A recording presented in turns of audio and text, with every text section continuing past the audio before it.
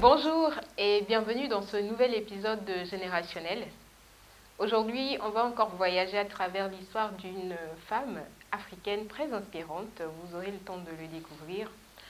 Et à travers son parcours, je pense qu'on aura vraiment beaucoup d'éléments pour apprendre, pour s'inspirer. Et c'est ce qu'est l'objectif justement de Générationnel. Donc de pouvoir inspirer, de pouvoir élever et surtout de nous encourager, nous jeunes femmes d'Afrique francophone, à travers les histoires authentiques de femmes africaines comme Radia, que je reçois aujourd'hui pour cet échange qui sera très riche, j'ai pas de doute. Donc, elle est experte en cyber, elle est CEO aussi de OG IT Consulting et beaucoup d'autres casquettes, en tout cas qu'elle essaye de gérer. Elle va nous en dire un peu plus. Radia, merci d'avoir accepté de me rejoindre et justement de t'ouvrir à nous pour qu'on puisse en apprendre davantage sur ton parcours, ton histoire. Merci. C'est moi qui te remercie, bonjour. C'est moi qui te remercie pour l'honneur que tu nous fais pour ce beau projet-là que tu es en train de mettre en place. Comme je te disais off, que Dieu te facilite. Et c'est une inspiration pour nous tous. Amen. Merci beaucoup. Okay. Alors, Radia, on a envie de te connaître un peu plus, d'en savoir plus sur ton parcours. On sait qu'aujourd'hui, tu portes la casquette de CEO, donc de directrice générale de OG IT Consulting. Mais qu'est-ce qui t'emmène là? Dis-nous un peu plus, donc comment tu grandis, dans quel type d'environnement, après aussi le côté études, diplôme, etc. Ok. Est-ce que j'ai déjà fait cette exercice auparavant? Bah, on va essayer. Devant la caméra comme ça. J'avoue que c'est compliqué pour moi de parler de mon intimité. Oui. Ok. Bah, on te demande alors un exercice qui n'est pas très facile. Hein. C'est ça. Bon, on va essayer. C'est ça. Je suis très partagée, le travail qui sert, mais oui, c'est très compliqué. Mais je vais le faire. Je vais le faire pour la simple raison que je crois fermement que quand Dieu te donne des choses, c'est simplement pour les utiliser, pour le servir. Absolument. Et donc, tout ce qu'il m'a donné ne m'appartient pas. Il faut que je partage simplement. Absolument, donc, merci. je vais le faire et qu'il me facilite cet exercice-là. Donc, l'enfance, on va commencer par... moi, je suis une personne très précoce. Okay. C'est-à-dire, apparemment, à 2 ans, je pleurais un peu partout parce que je voulais aller à l'école. Je voyais ma cousine aller à l'école et quand elle passait la voiture de ses parents, voilà, il y avait un drapeau et tout. Et je pleurais, je vais à l'école. Et ma mère dit, bon, elle dit à mon père, emmenez à l'école, on l'emmène à l'école. Mon père dit, non, elle n'a que 2 ans. Elle parle juste trop vite. Mais... Et ma maman, ça c'est encore les mamans visionnaires africaines. Et elle m'emmène à l'école, bien que mon papa n'était pas d'accord, à 2 ans. Elle m'emmène juste pour me déposer à l'école. Elle dit au directeur, bon, elle nous fatigue trop, gardez-la dans la classe ici et tout. Juste ça. Elle a ce qu'elle veut. C'est ça. Et apparemment, premier trimestre, je suis spectacleuse dans la classe des gens. Bon, clairement. Et voilà, et je sors première quand on fait les examens de ces gens-là. Donc le directeur appelle ma parent, il dit non, venez payer sa scolarité parce que la médite... Il y a un problème. C'est ça. Ok. Donc c'est comme ça qu'on m'inscrit officiellement à l'école. Donc j'ai commencé à 2 ans et... Bon, en vrai, pour moi, tout a été normal. Hein. Je ne me suis jamais sentie comme petite, ou comme si je manquais de quelque chose. Okay. Voilà. C'était tout à fait normal jusqu'à ce que j'obtienne mon bac. Très bien. Et je me retrouve à Dakar après mon bac. Okay. Bon, j'ai eu mon bac à 16 ans aussi. Et c'était compliqué pour mon papa de laisser sa jeune petite fille, voilà, qui était assez sérieuse et qui arrive partir à l'étranger. Sans lui, sans maman, sans personne. Sans maman, sans personne. Et j'ai dû, bon, moi dans ma maison, on défend, c'est comme la cour de justice. Quand tu veux quelque chose, il faut que tu étayes tes points, en fait, tu donnes des arguments et puis on la juge et puis on décide. Et ça, c'est papa qui te le demande ou maman? En fait, personne n'a jamais demandé, mais voilà, c'est pour défendre ma cause et tout. Voilà, j'étais mes points. Parce que bon, mon papa, c'était en mode non, tu n'y vas pas. Au début, je disais non, je vais aller au Canada. Ça, c'est même hors de question. C'est trop loin, c'est trop loin. Voilà, loin. c'est ça. Après, j'ai dit bon, ok, Dakar et tout. Et donc, j'ai dû étayer mes points. Je suis allée à Dakar à cause de X, Y, Z. Donc, au salon, il y avait ma mère qui était assise là, mon père était assis là. J'ai parlé et tout ça. Et après, ils sont partis et tout. Genre, c'était la nuit quand tout le monde est parti dormir. Et heureusement, ma maman, elle a bataillé pour moi. Encore les mamans. Pourtant, je la voyais comme la dure, parce que ma mère est dure. Et mon père, il est gentil. Voilà. Et donc, elle a dit non, faisons-lui confiance, etc. Donc, mon père, il descend, il fait oh, Radia, on va aller faire le passeport. La joie. Donc, voilà, c'est ça, la joie. Et donc, c'est comme ça que je me retrouve à Dakar. Donc, je me retrouve à l'ESMT, qui est l'école de télécommunication que l'Union internationale des télécoms a créée en Afrique de l'Ouest. Et j'étais en télécom. J'ai choisi les télécoms déjà parce qu'il y a beaucoup de technicité, de maths, de physique, que moi j'aime beaucoup. En fait, je m'amuse au fait avec, et donc je voulais. Mais du coup, est-ce que tu étais convaincue que c'est ce que tu voulais faire depuis avant ton non, bac? Non. Ou comment tu choisis? Moi, de base, je voulais être enfant, je voulais être journaliste. C'est bizarre. Pourquoi? Je sais pas, parce que je voyais la journaliste du Togo, elle s'appelle Aminata Adou. Et tout, elle a un certain charisme quand elle parle et tout. Et donc, j'étais assise encore une fois avec mon père devant la maison, un week-end perdu comme ça. J'ai dit, je vais être journaliste. Et je ressens que il n'est pas content. Et il me dit, pourquoi tu veux être journaliste? J'ai dit, mais en fait, elle a un truc que je veux aussi. Exactement. Il dit, laisse ça. En fait, tu vois, le petit donc geste, là, il te décourage en même temps. Le petit geste de, laisse ça et tout. Bon, en tant que petite fille, j'ai dit, mais pourquoi? Je comprends. Voilà. Et dit, non, c'est pas vraiment un bon truc. Et après, comment tu dis alors la télécom? Ou les télécoms? En fait, après, j'ai eu ma phase de la médecine, très vite. Voilà, clairement. Je vais être médecin et tout. Bon, et comme je suis brillante, tout ça, ça passe. Et là, celui qui a brisé mon rêve, c'est mon grand frère aîné. Bon, là, je le remercie en tout cas d'avoir brisé même ce rêve. En fait, il me dit, Radia, tu veux être médecin? J'ai dit, oui. Il dit, mais tu vas être vieille avant d'avoir de l'argent. J'ai dit, ah non, c'est mort. Parce que avoir l'argent, c'est important. Très bien. Voilà, donc le rêve très vite. Et après, j'ai dit, ok, maintenant, je vais être architecte. Et je voulais être oui, c'est ça, architecte. Donc, je passe le concours quand j'étais en terminale, parce qu'il y avait plusieurs concours. Il y avait celui de la médecine, donc je ne l'ai même pas passé. J'ai passé celui de l'EAMO, qui était l'école aussi dans la sous-région, en fait, pour l'architecture. Et j'étais dans les 5 premiers, je pense. Oui, et j'ai eu une bourse. Et encore une fois, mon père, il me dit, non, Radia, ça ne va pas le faire. Je ne peux pas être architecte au Togo. Je lui ai dit, mais pourquoi? Il ne m'a pas expliqué, mais il a été ferme. Et c'est l'une des rares fois où mon père est vraiment ferme avec moi, quoi. Et il refuse complètement l'architecture. Pourtant, je dessinais très bien. Mon prof de dessin, d'ailleurs, au lycée, il m'a même proposé de faire des cours particuliers pour vraiment développer ce talent-là en atelier. Je fais du paysage, etc. Je suis très mauvaise en portrait, mais les paysages, la nature, les bâtiments, c'était mon truc. Maintenant, là, la petite perdue, tout ça. Et donc, en gros, mon père refuse. Et je dis, bon, génie civil comme lui. Parce que mon père est un ingénieur génie civil de base. Et j'ai grandi en accompagnant sur tous les territoires pour contrôler les travaux, tout ça. Et une fois, c'était à Accra, en pleine nuit. Radia, c'est pas vraiment un métier pour les femmes. Est-ce que... Oui, en fait, il fait... Même mon papa, il fait... Tu t'imagines, genre, être enceinte sur un chantier et genre, papa, déjà, c'est dégueulasse, déjà, c'était ce truc-là, tu vois, cette image-là de... Voilà. Et donc, après, j'ai senti dans son regard qu'il avait de la peine, en fait, de voir sa fille. Et il m'a dit, j'ai dit, mais tu veux que je fasse quoi? Il dit, mais peut-être en banque et tout, tu vois. Et moi, j'ai dit non. Je veux pas. Moi, je sais peut-être pas ce que je veux, mais je sais que je ne veux pas. Oui, le truc où il y a toutes les filles et tout. Je suis désolée, mais moi, j'ai horreur des environnements où, pour moi, facile. Ouais, voilà, j'aime pas. Et cliché aussi, un peu quand cliché. même. Ah non, moi, cliché, tu veux me tuer dans ma vie, en même pas dans le cliché. Et donc, je dis, non, en fait, moi, c'est hors de question. Et j'ai mon oncle, en fait, qui avait eu de la visite de Paris. Et non, de Toulouse d'ailleurs. Celui-là, il était professeur en fait. Et c'est avec lui, mon père a arrangé pour qu'on ait une discussion, pour m'orienter. Et donc il m'a dit, ok, donc, en cas tu vas voir scientifiquement, etc. Qu'est-ce que tu aimes? Et c'est là qu'il me dit, ah mais il y a une belle combinaison, les télécoms, les maths et les physiques que tu aimes et que tu fais facilement, tu peux exercer là-bas. Et j'ai en tête l'image de les gens qui travaillent à Togo, celle au Togo. Ça fait partie des gens les plus bien.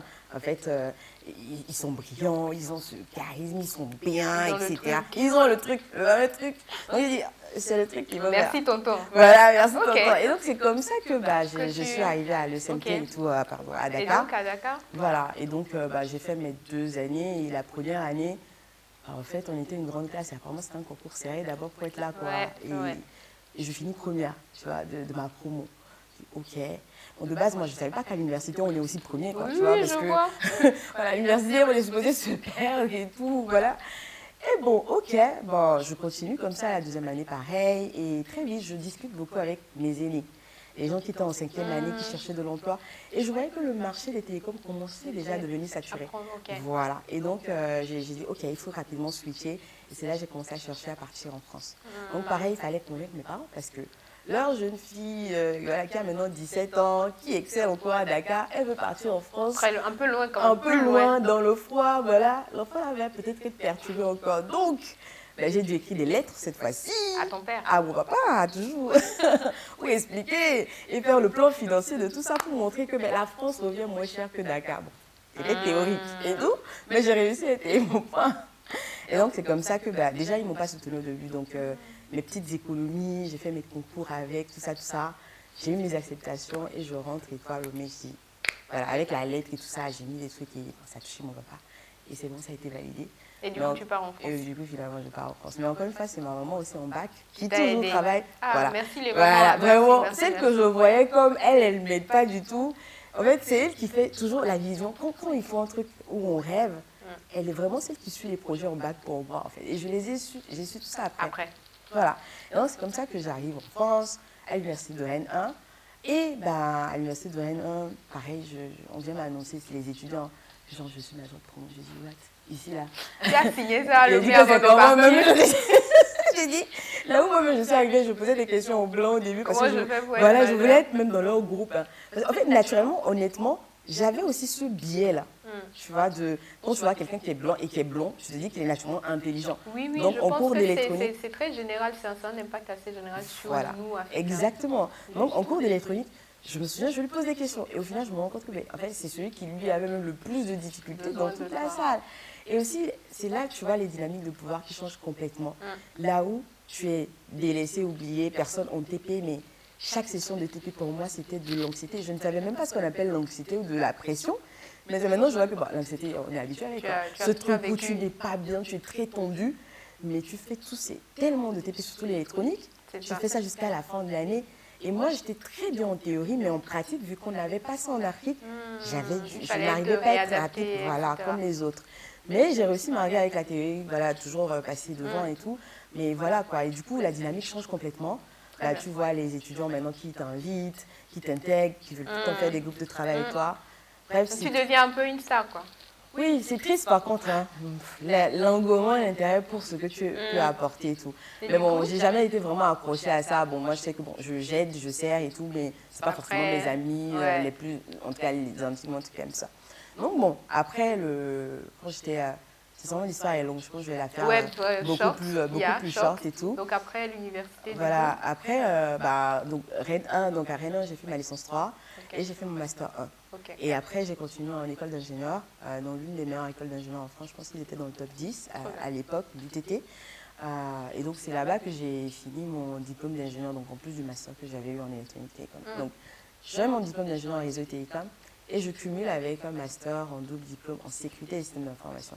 Et donc, c'est celui-là qui me permet de rentrer sur le marché de l'emploi et j'intègre Accenture, qui est dans le top 2 ou 3 des cabinets de conseil au monde, qui est américain. Et donc, voilà, à travers Accenture, j'ai l'opportunité de sécuriser les systèmes des plus grandes entreprises au monde, que ce soit dans le gaz, que ce soit dans le nucléaire, que ce soit dans le pétrole, que ce soit dans les banques, plein d'entreprises. Et Accenture, on a tellement morflé, en fait, tout le monde connaît cette école-là où tu n'as pas de vie, etc., etc. Mais le bon côté pour moi, c'est que j'ai réussi à voir de quoi j'étais capable. Et j'ai eu le courage de dire, OK, je vais aller créer ma structure parce que j'ai vécu des situations très compliquées. Et donc, je crée ma structure. Et j'ai mes anciens clients. D'ailleurs, c'est mes anciens... du coup, on parle de OGIT Consulting. On parle de OGIT Consulting.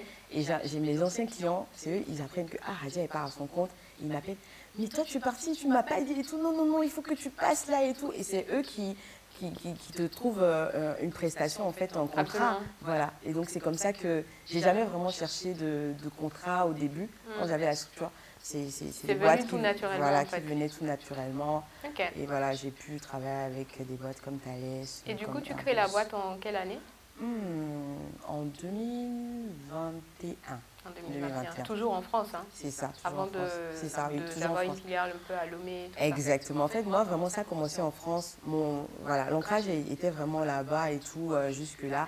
Et c'est en fin 2023 qu'on a créé et tout, une filiale en À Afrique, Lomé. voilà, à Lomé. Et à travers la structure africaine, on essaie d'opérer dans toute la zone africaine. Et maintenant, on a commencé même à gagner des marchés directement en France avec voilà, qu'on lit sur la structure africaine. Très bien. Tu as parlé d'un aspect qui, je pense, est très ancré, en tout cas dans nos familles africaines, notamment ce ressenti-là que les parents ont, mais c'est d'abord une fille, en plus elle est peut-être trop jeune, on hésite, on a peur, on est paternaliste, etc. etc. Personnellement, en fait, comment tu l'as vécu et qu'est-ce qui t'a aussi rassuré ou, je sais pas, j'ai l'impression que tu avais quand même une certaine confiance, assurance, et tu trouvais les arguments pour convaincre tes parents. Ce qui, je pense, n'est pas forcément évident pour toutes les jeunes femmes. Donc, est-ce que tu veux bien nous dire un peu D'où ça vient et tout. ouais, d'où ça vient et comment toi comment tu arrives En à fait, je convaincre? pense peut-être que mon père, effectivement, à 16 ans, m'a tenu ce propos et avait peur. Mais toute ma vie, toutes les 16 ans-là, il a montré tout le contraire parce que j'ai grandi dans une maison où j'ai un grand frère, en fait, je suis la deuxième et la première fille.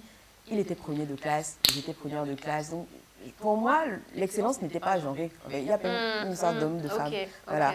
Lui, il gagnait les concours de dictée dans toute la ville. On le soulevait pour le ramener. Moi, je détestais lire. Genre, lui, il aime rester là, dessiner les mangas. Moi, j'aime parler, me balader dans la nature, etc. Chacun avait son truc. Ouais, chacun avait son truc, mais être excellent à l'école, bon, voilà, c'était rien de particulier déjà. Ma mère, elle me le rappelait tout le temps. Voilà, quand je te parlais, mon père, il disait, ok, on va te tuer, quel animal tu veux? Et genre, ma mère fait, oh, Radia, ne nous fatigue pas. C'est pas toi qui as été premier et puis le Togo est indépendant. Donc, pourquoi tu nous fatigues? Voilà, ça a toujours été comme ça. Donc, excellence, c'est le béaba en fait. Ça ne t'empêche pas de faire les tâches ménagères, de cuisiner pour les grandes maisons, dans les grandes marmites, là, faire les pâtes et tout ça. Donc, bon, bref, c'était ça. Donc, en fait, mon papa a toujours. Moi, j'ai une relation très, très fusionnelle avec mon père. C'est que je suis sa petite chérie. C'est on ne la touche pas. Voilà. Et elle a son mot à dire. Je suis un enfant qui pose trop de questions. Curieuse. Oui. Papa, pourquoi, hein? Papa, pourquoi si? Pourquoi? Et mon père, vraiment, il ne m'a jamais dit non. Il ne m'a jamais dit non à une question pour me dire tu fatigues. Jamais. Par contre, ma mère, Radia, dégage. Est-ce que tu penses que du coup, ce type de relation que tu as eu avec eux, c'est aussi quelque chose qui, d'une manière ou d'une autre, t'a donné le courage à chaque fois que tu voulais voyager, etc. Oui, d'affronter peut-être les contre-avis qu'ils avaient. Définitivement. En fait, le truc, c'est que comme dans son quotidien, mon père, il m'a donné énormément d'amour, énormément de place. En fait, c'est un message pour les parents, si vous nous regardez aussi. Oui, en fait, mon papa, c'est un papa vraiment exceptionnel. Donc, tout ce que tu veux voir autour de nous, j'avais de la place. C'est-à-dire que j'avais mon mot à dire. Je conseillais. En fait, mes parents, ils se confiaient à moi depuis que j'avais 9 ans. C'est moi qui réglais les trucs et tout. Donc, voilà. Et j'avais une place depuis l'enfance, au fait, dans la maison. Je ne sais pas si ça va être difficile pour toi de répondre, mais je te la pose. Du coup, quand tu penses à une jeune femme qui vit peut-être dans une situation familiale inverse, donc qui en fait a l'impression que bon, c'est pas trop ça entre ses parents et elle, mais qui a quand même des ambitions et donc qui se retrouve dans une posture où elle doit prouver ou elle doit défendre en fait ses rêves, etc. pour qu'on lui donne l'accord de go. Je dirais, déjà, je vois deux cas. C'est souvent dans ce genre de situation, ces filles-là, elles ont quand même l'amour de leur maman. Et moi, ce que je n'ai pas dit, c'est que ma maman, c'était quand même très dur. J'ai beaucoup galéré et tout avec maman parce qu'elle était hyper dure. Et maman, je me posais même la question un jour, je pleurais, j'ai demandé à mon père, est-ce qu'on m'a adoptée quoi, ou je suis sa propre fille? Parce que je faisais le ménage comme les domestiques, les tatas, à la maison depuis que je suis petite. Chez moi, par exemple, quand ma maman ne fait pas la sauce, c'est moi qui fais la sauce. Personne n'a le droit de faire la sauce pour tout le monde dans la maison. Donc, je faisais tout ça et j'allais à l'école, en fait. Genre, parfois, mes répétiteurs venaient me trouver en train de travailler parce que j'étais des tatas qui sont venues. On a fait le repas principal, elles ont mangé, elles veulent encore un autre truc. Et on va encore m'envoyer encore à la cuisine. Et il me voit tellement pleurer, le répétiteur, qui me dit, tu sais, vas-y, cuisine et tout. Moi, je pars, je vais te laisser au moins bosser les leçons, tu vois. Donc, j'ai un peu souffert et tout. Mais je n'ai jamais mis les lunettes de la souffrance. Pour moi, je suis bien, je suis privilégiée, j'ai un papa qui m'aime beaucoup, je ne manque pas d'argent, j'ai le nécessaire. Ça va. Donc, pour moi, je suis bien. Donc, Ça va. souvent, je rencontre beaucoup les gens qui me disent « Ah, toi, tu as beaucoup souffert et tout. » Et moi, je dis non. Parce que moi, je n'ai jamais associé la J'ai souffrance à pris moi. ça, ouais. Voilà, j'ai dit non. Mais il y en a tellement eu. Et après, tu vois, quand tu fais ce travail sur toi, tu te rends maintenant compte que je me rappelle de tout, en fait, de pas mal de choses maintenant. Et je vois, ah, ok, donc On en a fait, fait du en fait, chemin. exactement, Ouais. voilà. Mais j'ai jamais mis les lunettes de la De la souffrance souffrance. de ce côté, en Voilà, fait. j'ai décidé de mettre mon attention sur ce qui était beau. Donc, c'est une question de lunettes. Ouais, de lunettes, enfin, ouais, Voilà. beaucoup de positivité. C'est une et question tout de ça. positivité, de l'histoire qu'on se raconte soi-même. Ok. Voilà, c'est-à-dire que, et moi je sais que ma mère avant moi a vraiment souffert, mais c'est une femme très positive. C'est une femme qui ne se plaint. Nous, on ne connaît pas se plaindre sur son sort. Non, non, non. En fait, quand tu as des citrons, tu fais des limonades avec quoi. Et puis c'est Absolument. bien les limonades, c'est tout. Donc Ok. voilà, Dis- ça dépend des lunettes. Disons que papa, enfin, que tes parents avaient refusé que tu partes en France. Qu'est-ce que tu aurais fait? Moi, je me connais, je sais que bah, je vais trouver une autre solution, forcément. Donc, Ah ouais. si on refusait que je parte en France, j'étais à Dakar, bah, j'allais sûrement continuer à Dakar, sûrement finir avant un boulot, économiser peut-être et je ne sais même pas quelle vision. En fait, c'est compliqué parce que, en vrai, la vérité, c'est j'ai toujours beaucoup de choses en images dans ma tête et presque tout se réalise. Absolument. Voilà, presque tout se réalise. Je pense que les seuls trucs qui ne sont pas réalisés, c'est ce truc où je finis à 21 ans, Ouais, je me marie, je je fais des vois. enfants, etc. Bon, après, ça, c'est un peu les normal. seuls trucs, en fait, voilà. Donc, mais à part sachez ça, que c'est normal. Hein. voilà. Tout ce qu'on s'est dit qui n'est pas forcément le cas, c'est normal. Voilà. Mais vraiment, peut-être parce que j'ai une... en fait, je ne sais pas, pour moi, tout est tellement possible Absolument. que Et justement, c'est compliqué. c'est une belle introduction à ma prochaine question qui est de savoir c'est quoi ta philosophie de vie. Bon, moi, ma philosophie, la vie m'a un peu enseigné différentes choses ces derniers temps. Ok. J'ai compris que, comme on m'a dit dans le message un jour, la vie te met dans un cadre où tu n'as pas d'autre choix que de développer certaines appétences Très pour bien. construire.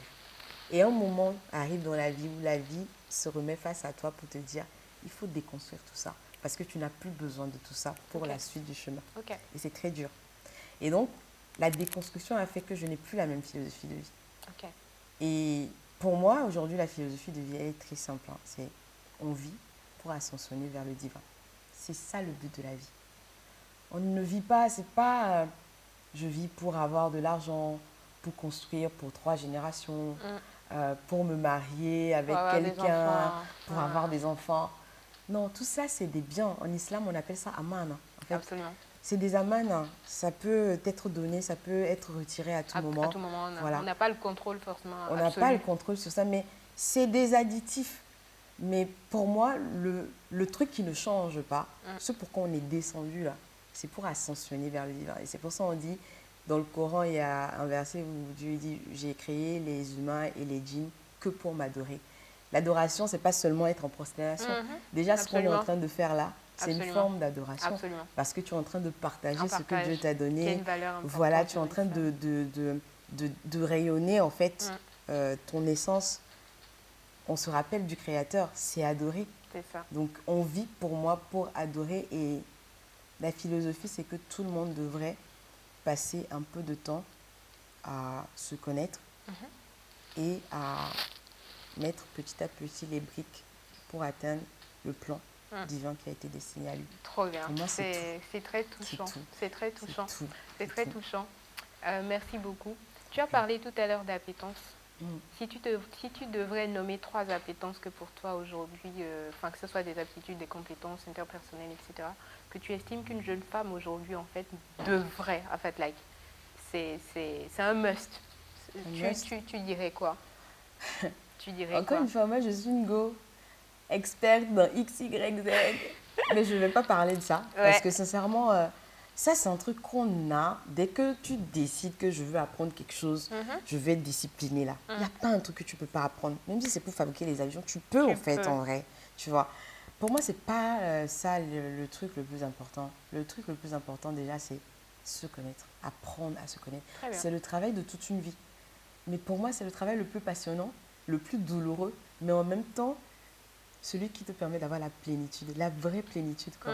Celle où tu es plein de l'amour, tu es plein de grâce, ou même quand les moments où tu éclates arrivent, où tu es par terre en sanglots, tu as une certaine paix même en sanglots. Ah ouais. Celle où parfois quand tu prends des décisions difficiles qui font mal au corps, mais l'esprit est aligné. Absolument. Voilà. En fait, Absolument. pour moi, le secret ça. de la vie, c'est ça. C'est d'apprendre à se connaître. Parce qu'en apprenant à se connaître, on apprend à connaître le divin. Parce que le divin, il est grâce, il est amour, il est juste, il est bienveillant, il est serviable, il est généreux. Et c'est tout ça que nous sommes. Il est aussi dur. Et c'est tout ça que nous sommes aussi. Voilà. Et il n'y a pas que les bons côtés. Toutes nos zones d'ombre, en vrai, elles sont là pour un but. Hein. Ouais. L'envie, la jalousie, l'égoïsme, la comparaison. C'est des coups de cloche pour dire peut-être que ça t'intéresse et peut-être qu'il faut te mettre sur cette voie parce que c'est aussi lié à toi. C'est pas pour dire que non, lui, il doit être bas et moi, je dois être plus... Non. C'est juste pour te donner un peu de message pour toi. Donc, la connaissance de soi, la base. Pour moi, c'est le premier truc. Le deuxième truc, c'est rêver, quoi. Ah ouais. Rêver. Oh mon Dieu. Rêver grand. C'est tellement beau de rêver. Je ne sais pas pourquoi les gens n'aiment pas rêver. Moi, je vis beaucoup dans la tête et tout. Mais rêvez, quoi. Rêvez. Permettez-vous de rêver tout ce qui vous vient en tête. Quand je vois des gens se limiter, mais des adultes, hein, genre de tout genre, je ne peux pas faire ci, ou qui ont peur. Nous, tout ça nous arrive d'avoir ce petit coup de doute qui va venir te... Voilà. Mais ça doit être le petit coup qui arrive, mais il ne faut pas te dire non, toi, tu ne peux pas. En fait, rêver et se dire que c'est possible. La vision, ça commence par la vision. C'est le deuxième truc, que tout le monde se permette d'avoir sa vision, là, en fait, parce que ça commence par notre vision. Absolument. Et le troisième point, c'est la résilience. C'est bien. On parle beaucoup de la résilience, c'est bien. Parce que... La vie est dure. Ah, la vie est dure. Pour mettre en place les choses, pour y arriver, tu vas tomber combien de fois? Si tu n'es pas résilient, ça ne va pas aller. Alors, toi qui mélanges expérience de petite fille précoce à l'école, entrepreneur, etc., est-ce que tu veux nous raconter une petite anecdote qui a un petit rapport avec la résilience? Que ce soit en France, à Dakar, enfin peu importe. Petite anecdote. En vrai, moi, je pense que moi, toute ma vie, même, c'est la résilience. En fait, je fais partie des gens dont j'ai compris maintenant. La résilience, c'est associé. Genre, je fais partie des gens qui doivent apprendre par certaines expériences dures pour pouvoir le partager, en fait. Voilà, c'est ça, j'ai compris. En vrai, la résilience, il y en a tellement. La dernière? Mais peut-être je vais prendre une dont je n'ai jamais parlé. Oh, plaisir. Oh mon Dieu, on y pourquoi va. tu fais ça? Ouais, je dirais peut-être quand j'ai perdu mon père. J'avais 24 ans. En vrai, j'étais très grande quand même. Parce qu'il y a des gens qui perdent leurs parents à 0 ans. Tu vois? Moi, tu sais, j'ai perdu ma mère à 13 ans. Ok, tu as vu? Voilà. Je connais des gens qui ont perdu leurs parents à 15 ans, 14 ans, à 7 ans. Donc, moi, je m'estime déjà vraiment trop chanceuse, même dans ma vie, jusqu'à 24 ans. Par contre, il y a aussi ce côté humain où certains ont leurs parents jusqu'à 50 ans, 100 ans, quoi, tu vois. Donc, et en tant que jeune fille, quand tu as un père aussi fusionnel qui comprend... En fait, mon père, c'est le genre de mec dont je ne connais pas une personne qui n'arrive pas à être... Il est tellement paisible et agréable à vivre avec. Genre, depuis que je suis enfant, j'imagine au monde, c'est le seul être dont je peux être sur la lune avec lui, tout seul. Et je sais qu'on ne va pas se disputer jusqu'à la fin, en fait, tu vois.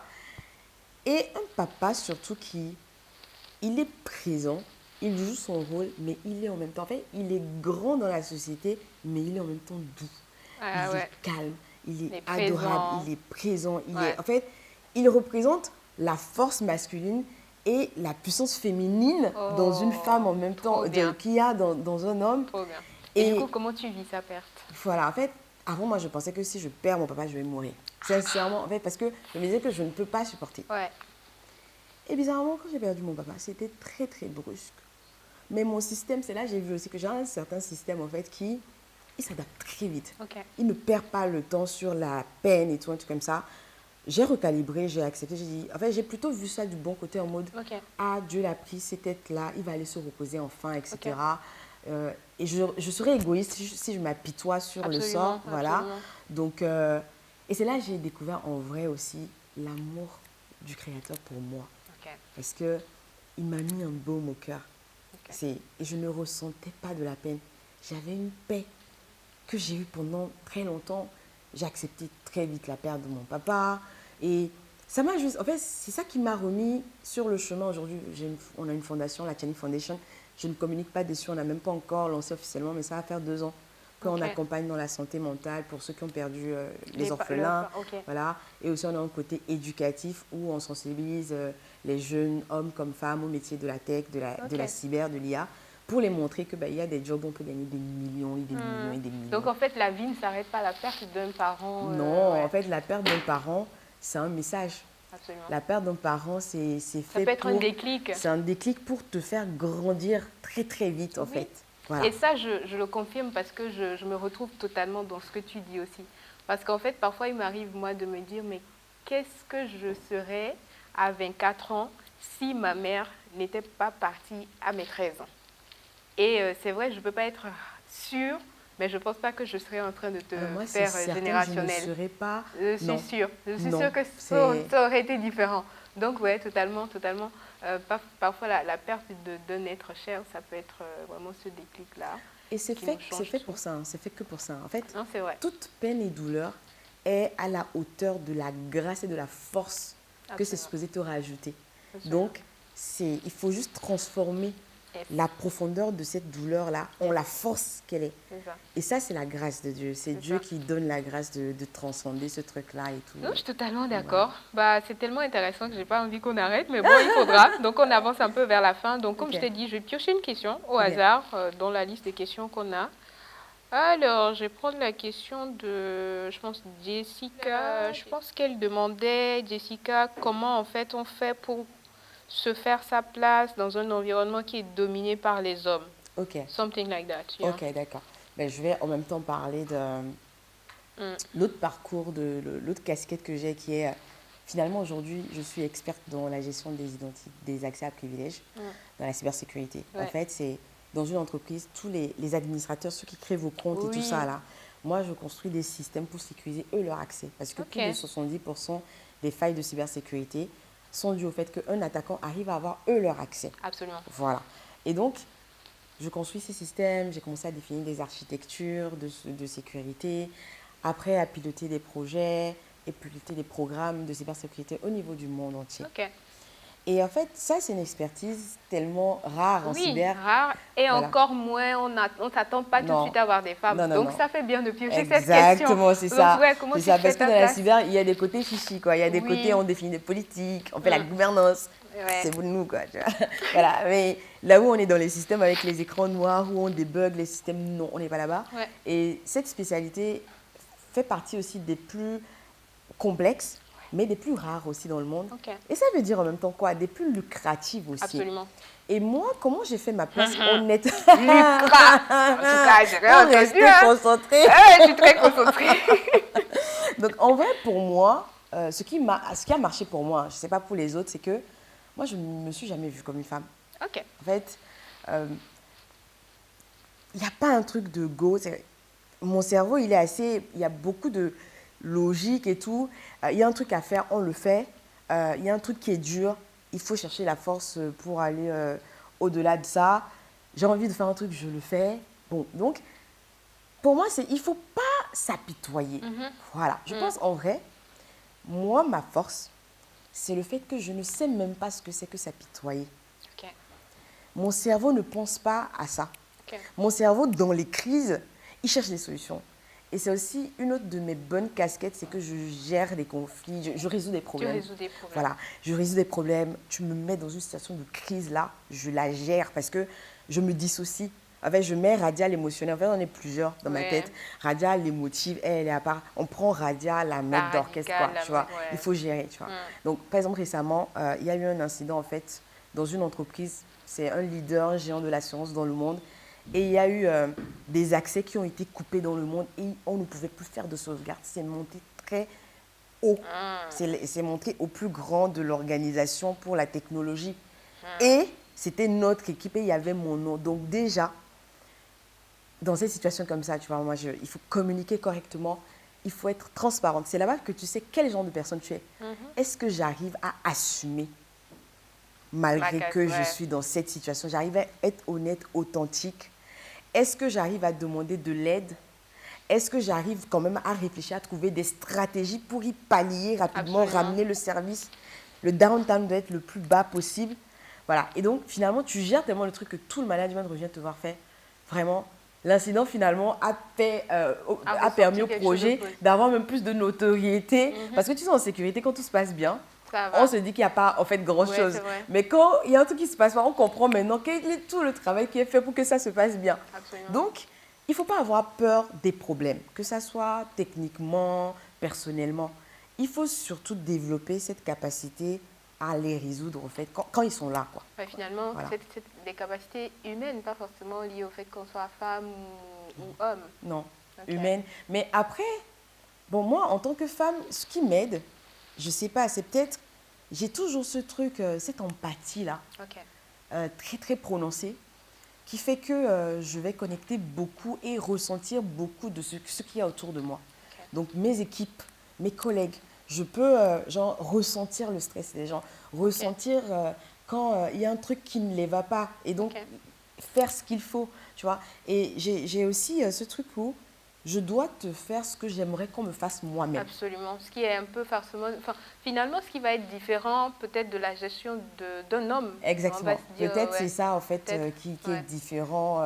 Voilà. Peut-être ce côté maternel voilà, que certaines personnes peuvent avoir plus poussé voilà, que d'autres. Voilà. En tout cas, Jessica, j'espère que la réponse t'aidera et aidera d'autres jeunes femmes aussi. Voilà. Merci beaucoup. On va finir avec cette question qui est de savoir, qu'est-ce que Radia, j'aurais voulu qu'on parle de finances parce que tu en as beaucoup parlé aussi en tant que jeune femme et tout.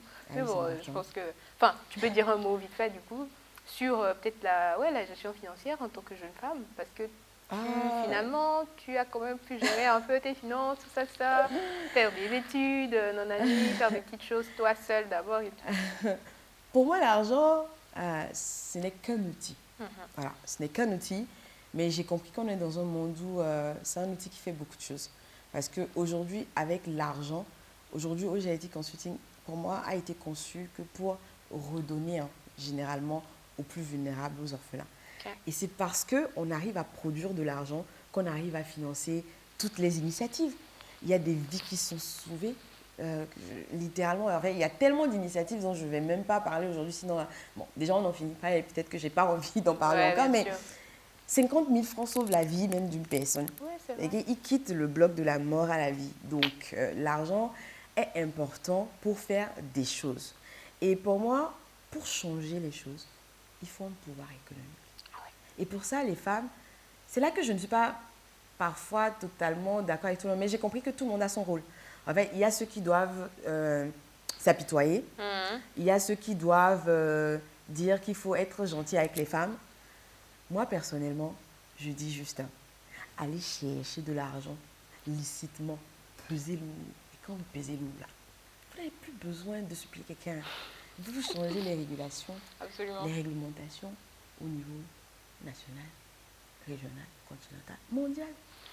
Très bien, merci. Quel conseil, dernière chose, quel conseil tu as envie de donner peut-être à la plus jeune, Radia, et donc à d'autres jeunes femmes qui vont t'écouter? Un conseil, peu importe lequel. Le conseil, c'est simplement que le truc auquel tu penses dans ta tête, que tu as envie, mais que tu as peur, si tu te dis que ce n'est pas pour toi, pardon, commence à mettre ça en place. Essaye. Essaye juste. Si tu tombes là, essaye encore. Redéfinis. Et tu vas y arriver. Parce que c'est ça ta destinée, en fait. En fait, c'est ça la vision qu'on te donne. Ce truc-là dont tu as peur, c'est ça ta vision. Tu es venu sur Terre pour ça. Donc, ça ne sert à rien de nier ça et d'aller dire que, bon, tu as vu Radia, tu veux ressembler à Radia. Non, il n'y a qu'une Radia et il n'y a qu'une toi. Et probablement même que tu es même mieux que Radia. Donc, pourquoi, genre, tu vois N'ayez plus peur. En fait, il faut faire le travail de couper les chaînes de la peur. Parce que c'est les peurs qui nous gardent prisonniers, nous tous confondus. C'est avec les peurs des gens qu'on les manipule, qu'on les fait chanter, qu'on fait que les gens deviennent plus intègres, injustes, etc. Aller au-delà de la peur. Parfois, si le choix, c'est aussi de mourir là, qu'il n'y a plus le choix, et que c'est entre l'intégrité ou la justice, ou je ne sais pas, je ne dis pas aux gens d'aller mourir, mais dépasser la peur. Parce que derrière la peur, il y a la destinée. C'est tout. Donc, derrière la peur, il y a la destinée. Et ça me rappelle une anecdote. Je pense que je suivais l'émission de Damso, enfin une interview avec Damso et Sally. Et justement, elle lui posait une question sur la peur et il dit que non, lui n'a pas ce mot-là dans son calendrier. Ça m'a beaucoup touchée. Donc, c'est un peu à ça aussi que tu nous appelles. Donc, voilà, la peur, ok, mais après, il faut dépasser la peur. Merci beaucoup, Radia. Merci, Radia. Je te remercie.